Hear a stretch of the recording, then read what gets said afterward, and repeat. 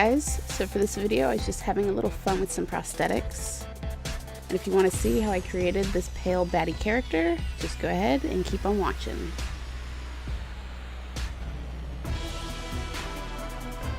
I'm going to start by gluing down my eyebrows using Telesis 8F silicone adhesive. Then start to apply a plastic bald cap using that same glue. I take scissors and cut a small hole at my ears and pull them through. You want to be careful when doing this. I'd recommend using blunt or ball tip scissors for this process. Also, when you cut the hole, keep it small. You want the hole to glue down around the smallest part of your ear where it meets your head.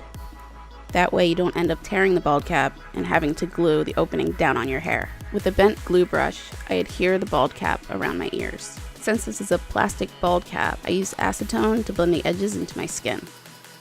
Go in and apply Telesis 8F on my ears, and powder it once it's dried. So now all I need to do is position them and reactivate the adhesive using thinner on a brush. Doing the same glue and powder method on my face where the silicone prosthetic will go. I'm slowly laying it down into position, starting with my nose in the center of my face and moving outwards. After it's all glued down, I make a cut in the flashing so I can start to remove it. By leaving the flashing on the prosthetic, it helped me glue down my edges smoother and also helped me keep the shape, which makes it much easier to position it on my face. Using acetone to melt the edges of the prosthetic into my skin and remove the excess silicone. Taking Prosthetic, I seal the prosthetic so it will take makeup better. Once it's all dry, I powder everything with Skin Illustrator Zerocolor powder. With the C sponge, I apply a base of Ben Nye Cine Light Tan. Not going too heavy with it because I want to keep the texture left by the sponge. I go over everything with green marble sealer. This will help everything stay put. Follow that up with Ben Nye and Porcelain. With the torn makeup sponge, I add Skin Illustrator color Bone from the Necromania palette, still applying it in a stippling motion. Now taking the color Ghastly from that same palette, I apply it all over the high points to create subtle highlights over the makeup.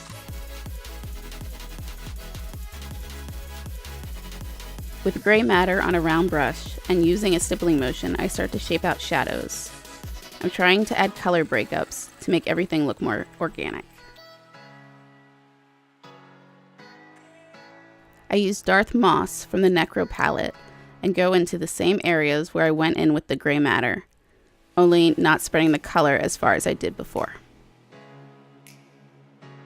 With Din from the Skin Illustrator Grunge palette and a thin brush, I start to flesh out even more shadow areas. Grab a larger brush and that same color and start creating squiggly lines in all the low points. You don't have to worry about it looking messy because the step we do later will make everything come together. Now I spatter the colored Din over the same areas we just worked on. Also a spatter of Soot from the Grunge palette. Remember, this is alcohol activated, so watch your eyes when doing this. Taking the sea sponge and Ben Nye Porcelain, I lightly stipple over everything. You want a sponge with a lot of finer texture. And make sure the sponge isn't too wet. You want to add some breakup and not cover the colors we just worked on. Now to give this character some more life, we're going to go in with the torn makeup sponge with the color Light Mauve from the Skin Illustrator American Horror Story palette. Apply the color on blush points. Outer part of the ears and around the nostrils. Then I go around and apply this all over, just not as heavy as I did before. Color Coven. I punch up the pink areas of the ears and around the nostrils, then even a little under the eyes. For reference, I'm concentrating the color in the areas where you tend to flush when you're exposed to cold. Using Capillary out of the American Horror Story palette, I start creating veins. Using a fine brush, I'm creating wiggling lines moving towards the center on my face. Don't forget to add some into the ears. I'm skipping around a lot and also applying them at different opacities for a more layered look. Quick pass of Ben Nye Porcelain to soften and break up the veins. This will make them look more like they're under the skin. The color Asylum, spatter it on the ear tips, nose, and corners of the eyes. Then do a lighter spatter all over to tie it all in. Using a flat wide brush, I rake Skin Illustrator color Sand out of the grunge palette all over the high points. You just want to lightly go over the prosthetic, making sure the makeup isn't too wet or runny. Now doing the same effect with Ben Nye Porcelain color, just on the high points around the nostrils and the upper lip. With the same color, using a torn makeup sponge, start to really ramp up the highlights over the lighter areas.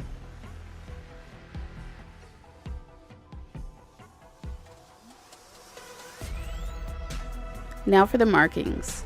I took the color Soot and created wiggly shapes.